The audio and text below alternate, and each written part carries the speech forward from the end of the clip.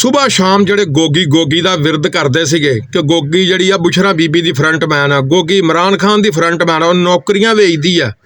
ਉਹ ਪਟਵਾਰੀਓ ਉਹਦੇ ਦੇਵਰ ਨੂੰ ਤੇ ਉਹਦੇ ਸਸਰਾਲ ਉਹਦੇ ਸਹੁਰੇ ਇਕਬਾਲ ਗੁੱਜਰ ਨੂੰ ਪਾਕਿਸਤਾਨ ਮੁਸਲਿਮ ਲੀਗ ਨੂਨ ਨੇ ਟਿਕਟ ਦੇ ਦਿੱਤਾ ਵਾ। ਇਹਨੂੰ ਆਂਦੇ ਜਹਾਲਤ ਕਾ ਜਨੂਨ ਮੁਸਲਿਮ ਲੀਗ ਨੂਨ। ਹਾਂ ਵੀ ਫਿਆਜ਼ਲ ਅਸਲ ਚੌਹਾਨ ਕੀ ਹੋਇਆ, ਭੱਜ ਗਿਆ ਇਲੈਕਸ਼ਨ ਦੇ ਉੱਤੋਂ। ਤੂੰ ਇਸ ਤੋਂ ਭੱਜਿਆ ਵਾ ਕਿ ਤੇਰੀ ਜਿਹੜੀ ਜ਼ਬਾਨ ਆ ਨਾ ਉਹ ਇਮਰਾਨ ਖਾਨ ਦੇ ਸ਼ੇਰੂ ਤੋਂ ਵੀ ਲੰਮੀ ਹੋ ਗਈ ਸੀਗੀ।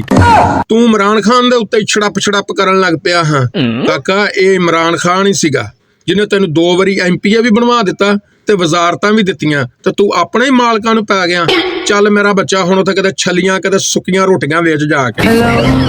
ਹਾਏ ਨੀ ਮੇਰੀ ਇਹ ਤਕਦੀਰੇ, ਲਾਈਆਂ ਭਿੰਡੀਆਂ ਤੇ ਉੱਗ ਪਏ ਖੀਰੇ। ਜਹਾਂਗੀਰ ਤਰੀਨ ਕੌਣ ਸੀ ਚੀਨੀ ਚੋਰ, ATM ਮਸ਼ੀਨ ਉਹ ਵੀ ਇਮਰਾਨ ਖਾਨ ਦੀ। ਅਲੀਮ ਖਾਨ ਕੌਣ ਸੀਗਾ, ਇਮਰਾਨ ਖਾਨ ਦੀ ATM ਮਸ਼ੀਨ। ਕਬਜ਼ਾ ਗਰੁੱਪ, ਮਾਫੀਆ, ਪਤਾ ਨਹੀਂ ਕੀ। ਔਨ ਚੌਧਰੀ ਕੀ ਸੀਗਾ, ਉਹ ਜਨਾਬ ਟਰ ਦੇ ਮੁਤਾਬਕ ਇਮਰਾਨ ਖਾਨ ਨੂੰ ਚਿੱਟਾ ਸਪਲਾਈ ਕਰਦਾ ਸੀਗਾ। ਤੇ ਜਨਾਬ ਹੁਣ ਉਹਦਾ ਨੂਨ ਲੀਗ ਦੇ ਨਾਲ ਸੀਟ ਐਡਜਸਟਮੈਂਟ ਹੋ ਗਈ ਆ।